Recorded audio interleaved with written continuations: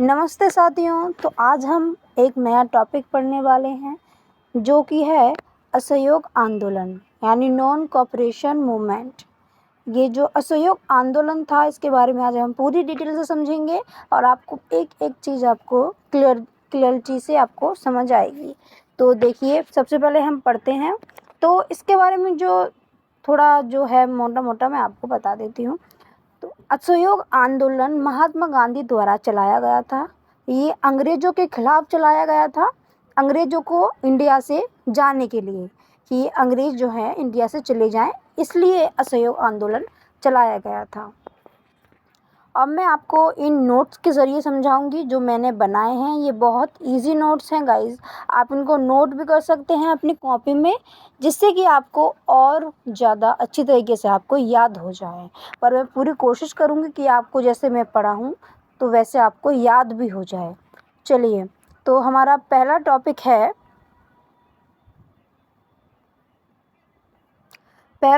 है हमारा शुरू कब हुआ, यानी जब ये असहयोग आंदोलन हुआ तो उसकी क्या डेट थी। तो ये देख लेते हैं। साल 1 अगस्त 1920 में ये शुरू हुआ था।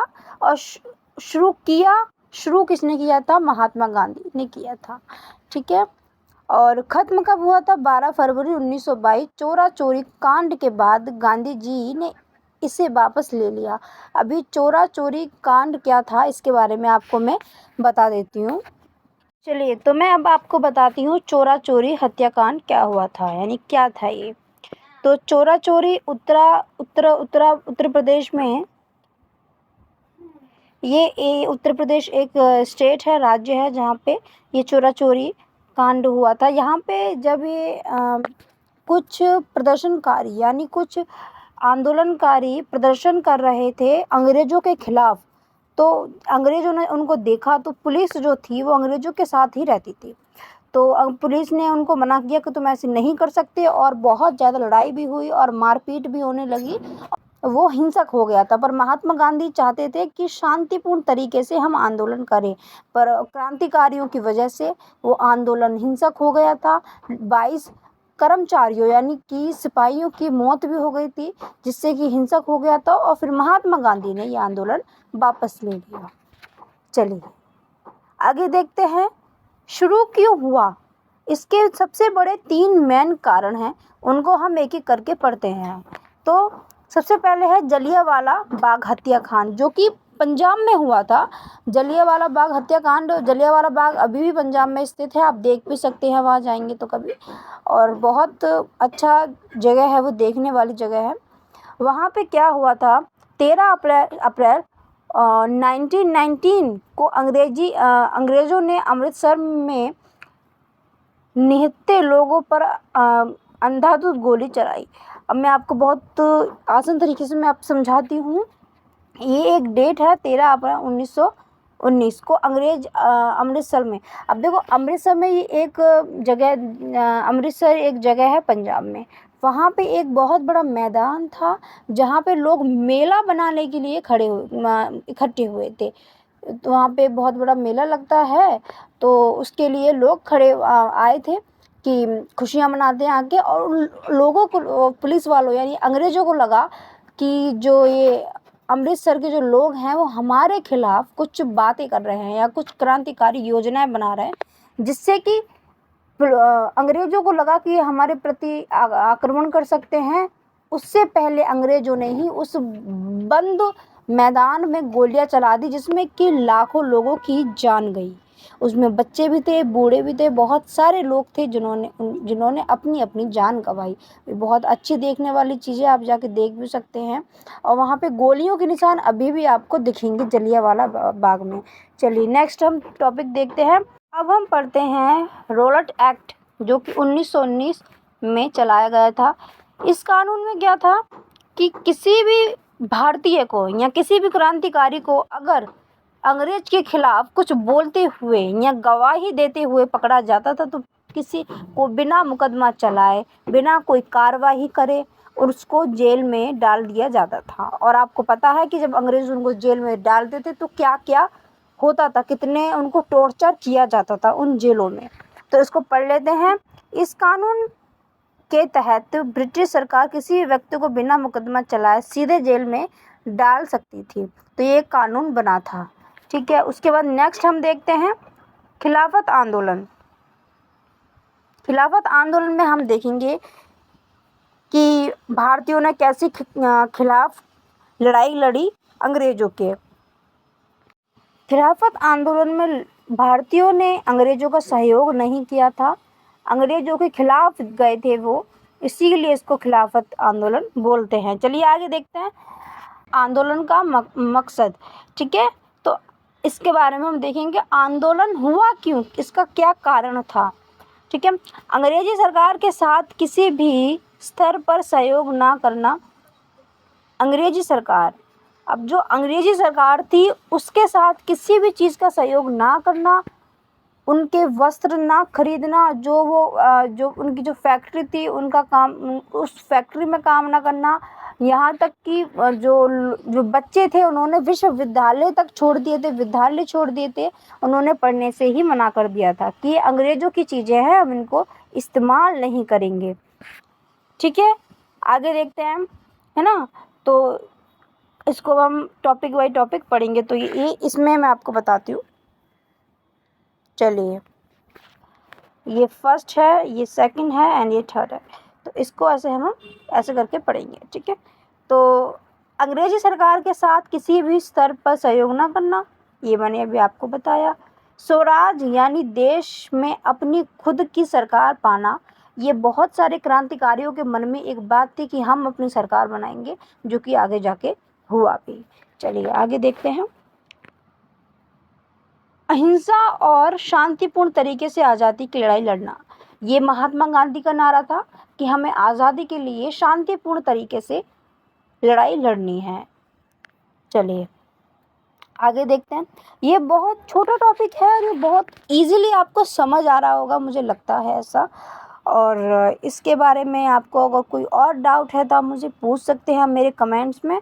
और वैसे ही ख़त्म होने वाली वीडियो थोड़ी सी ही बाकी रह गई है, आप मन लगा के इन टॉपिकों को ध्यान से पढ़िए, आपको सब समझ आएगा। चलिए अब हमारा नेक्स्ट टॉपिक है क्या क्या बहिष्कार हुआ। जब ब्रिटिश सरकार जब भारत में थी तो उसका बहिष्कार किया, लोगों ने बहिष्कार किया। सरकारी स्कूल कॉलेज छोड़ना, सरकारी स्कूल व कॉलेज छोड़ना। जो कॉलेज थे उनको जो वहाँ के जो अफसर जो हुआ करते तो उन्होंने उन बच्चों को पढ़ाना छोड़ दिया, यानी स्कूलों से इस्तीफ़ा दे दिया और छात्रा जो थे उन्होंने ही उन स्कूलों में पढ़ना छोड़ दिया। चलिए इसकी हेडलाइन पढ़ते हैं। छात्रों ने ब्रिटिश संस्थाओं का त्याग किया, जिसके बाद जामिया मलिया और काशी वे ये क्या था, जैसे नए राष्ट्रपति स्कूल व कॉलेज खोले गए। इसमें बोला गया है।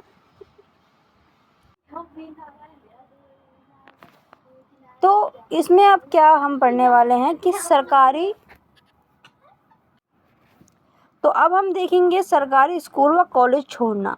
तो सरकारी स्कूल व कॉलेज यानी कि जो अफसर थे उन्होंने कॉलेज से इस्तीफ़ा दे दिया था और बच्चों ने सरकारी स्कूल में पढ़ने से मना कर दिया था। तो अब क्या करते लोग, अब उन्होंने अपने स्कूल व विश्वविद्यालय खोले। भारतीयों ने अपने स्कूल व विश्वविद्यालय खोले। इनके कुछ यहाँ पे नाम दिए हुए हैं, जैसे जामिया मलिया और काशी पघाटी पे ये वाले स्कूल हो गए कि स्कूल और कॉलेज उन्होंने खोले थे, है ना। उसके बाद अब हम देखते हैं अदालतों का बहिष्कार। जिसमें जो अदालतें थीं उसमें जो वकील जो बैठते थे उन्होंने मुकदमा लड़ना ही मना कर दिया कि हम मुकदमा ही नहीं लड़ेंगे। ठीक है, वकीलों और आम जनता के अंग्रेजी अदालतों का बहिष्कार किया और वापसी विवादों के लिए पंचायतों से फैसले करना शुरू किया। पहले गांव में पंचायती जो एक ऐसी चीज़ें होती थी जिसमें भारतीय अपने बातों को रख पाते थे, जिसके द्वारा भारतीय अपनी बात सरकार तक पहुंचाए पहुंचाया पाते थे। ठीक है, उसके बाद हम देखते हैं विदेशी कपड़ों की होली, यानी कि विदेशी कपड़ों को जलाना, उसका बहिष्कार करना। विदेशी कपड़ों को जलाया गया और उनके स्वदेशी खादी पहनना शुरू किया। अपने यानी उन्होंने बोला कि अपने देश के कपड़े पहनो, हमें विदेश की चीज़ों का बहिष्कार करना है। उसके बाद हमने देखा सरकारी नौकरियों और टाइटल छोड़े। भारतीयों ने अपने सरकारी पदों से इस्तीफा दिए और गांधी जी ने अंग्रेजी द्वारा दी गई कैसर ए हिंद की उपा उपती लौटा दी। यानी कि जो उपती एक उनको दी गई थी कि कैसर ई हिंद, ये इनको जो उपती दी गई थी इन्होंने ये लौटा दी थी। ठीक है, उसके बाद हम देखते हैं चुनाव का बहिष्कार। परिषदों के चुनावों में भाग नहीं लिया गया। परिषदों को जब चुनाव होता है तो उनमें जो जो भी पढ़े लिखे जो लोग थे उन्होंने भाग ही नहीं लिया। ठीक है, तो अभी ये मेरी वीडियो मुझे लगता है ख़त्म होने वाली है। उसके बाद ये 2 टॉपिक और रह गए, उसको हम जल्दी से फटाफट पढ़ लेते हैं, जिससे कि आपको सब याद हो जाएगा। आंदोलन के नतीजे, अब नतीजे क्या हुए, कारण तो हमने देख लिए, ऊपर भी थे। ठीक है, अब इसका नतीजे हम देखेंगे। चलिए, तो अब हम देखते हैं आंदोलन के नतीजे। ठीक है, तो अभी हमने कारण ऊपर पढ़े और ये क्यों हुआ ये भी हमने देखा, आंदोलन क्यों हुआ। अब इसके नतीजे हम पढ़ेंगे। तो इसके 2 नतीजे हैं, एक तो सकारात्मक और एक नकारात्मक, पॉजिटिव और नेगेटिव। तो ऐतिहासिक, पहले हम सकारात्मक यानी पॉजिटिव देख लेते हैं। इतिहास में पहली बार हिंदू मुस्लिम इतनी बड़ी संख्या में एक साथ आए और देश का आम नागरिक सीधे आज़ादी की लड़ाई से जुड़ा। अब आज के, पहले हमने देखा कि मुस्लिम और हिंदू दोनों साथ में आए, पर आज के समय पे ये हमको देखने के लिए बहुत कम मिलता है, क्योंकि अंग्रेज और हिंदू दोनों अलग अलग रहते हैं, ये हमने देखा हुआ है। यानी कि सरकार के मामले में दोनों समुदाय बहुत ही कम सामने आते हैं, है ना, या एक साथ मिलकर आते हैं। तो पहले ज़माने में ऐसा हुआ था। उसके बाद हम देखते हैं नकारात्मक है, नेगेटिविटी। चोरा चोरी नामक स्थान पर भीड़ उग्र और हिंसक हो गई थी, जिसमें 22 पुलिस वालों को थाने के अंदर जला दिया गया। और इस हिंसा के दुखी होकर गांधी जी ने अपना जो उसका जो आंदोलन था उन्होंने वो वापस ले लिया। आंदोलन कौन सा था?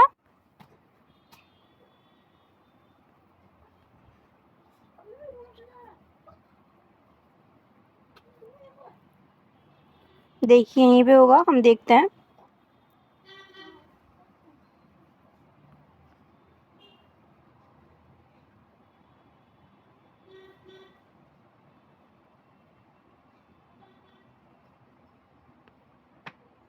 असहयोग आंदोलन। ठीक है, तो यहाँ पर आपको समझ आया होगा। आई होप आपको आज की वीडियो पसंद आई होगी। अगर आपको पसंद आए तो मेरी वीडियो को लाइक करना एंड शेयर करना एंड सब्सक्राइब भी करना। और thank you for watching guys, bye.